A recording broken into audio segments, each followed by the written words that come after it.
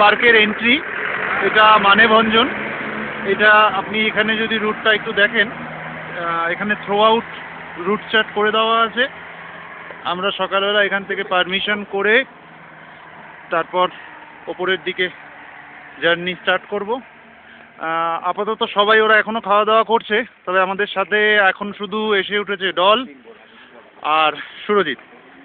বাদবাকিরা এখনো খাওয়া দাওয়া করছে, আর সাথে আমি।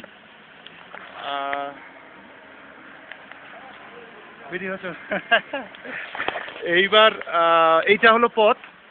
এই ওপরের দিকে যেটা দেখছেন সেটা ক্ষেত্রের দিকে চলে যাচ্ছে, ওটা ধরেই যেতে হবে।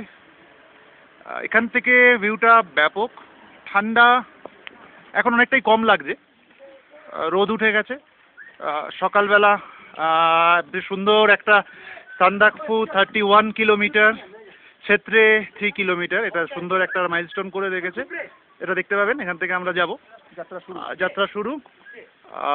ঠান্ডা ঠিক আছে, যেটা বারে বারেই বললাম, হালকা ঠান্ডা লাগছে। আচ্ছা, এখানে আমার দুজন বন্ধুর সঙ্গে দেখা হয়েছে, তারা ক্লাস 8-এ পড়ে। একজনের নাম, তোমার নাম? তোমার? বাহ, দুজন নতুন বন্ধু আমাদেরকে ইন্সপায়ার করলো, কংগ্রাচুলেশন জানালো। ওকে, তো আবার কিছুক্ষণ পর সবাই আসুক, সবাই খাওয়া দাওয়া করছে।